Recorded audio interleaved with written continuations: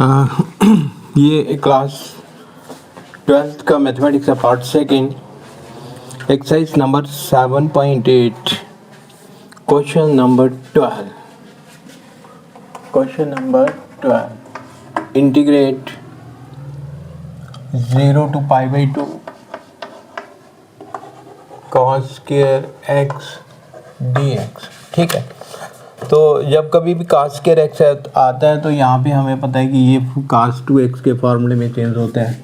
तो पहले cos 2x का फार्मूला लिखेंगे, it is 2 times cos square x minus 1। So 2 times cos square x is equal to 1 plus cos 2x। 1 को इस तरफ भेज देंगे, 1 plus cos 2x। So cos square x is equal to 1 plus cos 2x divided by 2। तो integral 0 to π/2, तो cos के x को replace करना है 1 plus cos 2x divided by 2 dx।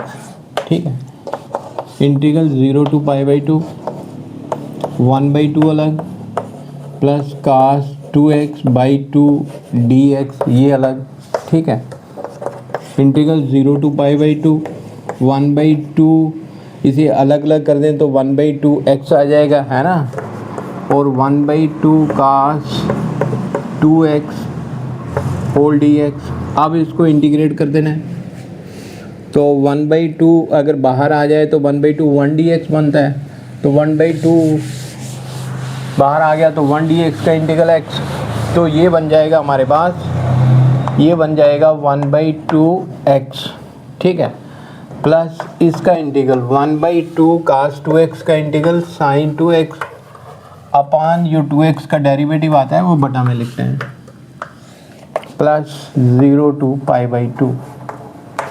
ठीक है, अब इसके बाद x की वैल्यू π/2 पुट करनी है, 1/2 x की जगह आ जाएगा π/2 प्लस 1/4, ये 2 और 2 मल्टीप्लाई करेंगे 1/4 sin 2 इंटू π/2, ये एक ब्रैकेट माइनस, उसके बाद में हम 0 पुट करेंगे 1/2 into 0 it become 0 plus 1/2 and 1/2 ये 1/4 sin 2 इंटू 0। ठीक है, तो ये पाई ऊपर पाई और नीचे 2 को मल्टीप्लाई करेंगे π/4 प्लस 1/4 ये cancel, sine 180 mean sine pi 0 के बराबर होता है, माइनस 1/2 को 0 से मल्टीप्लाई करेंगे 0 साइन 0 की वैल्यू 0 होती है। ठीक है, सो इट इज़ π/4 प्लस 0, वो पार्ट पूरा 0 हो गया, सो π/4 ये इसका आंसर आ गया।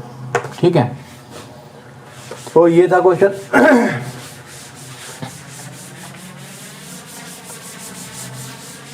इसके बाद है, हाँ, ये question number 13 integral 2 to 3 x upon x square plus 1 dx।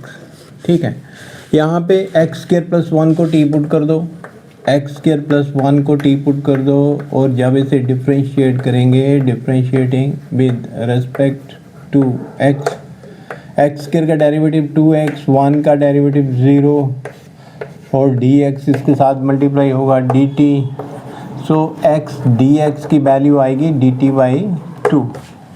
तो इंटीग्रल 2 to 3 x dx की वैल्यू dt/2 और ये वाला t, इसका 1/2 बाहर आ गया, इंटीग्रल 1/t dt में चेंज होगा and it is from 2 to 3।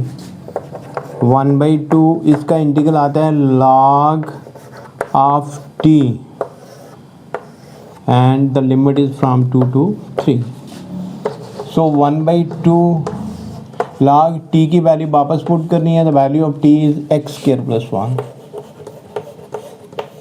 And from 2 to 3। ठीक है, तो इसके बाद क्या आएगा,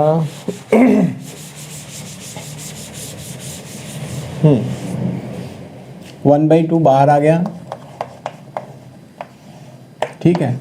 और log, अब हमने x की वैल्यू 3 पुट करनी है, यहाँ 3 पुट करेंगे, 3 स्क्वायर प्लस 1 माइनस log, इसके बाद हमने पुट करना है 2 square plus 1 bracket close 1/2 and it is log कितना 9 + 1 10 माइनस log ये कितना 4 + 1 5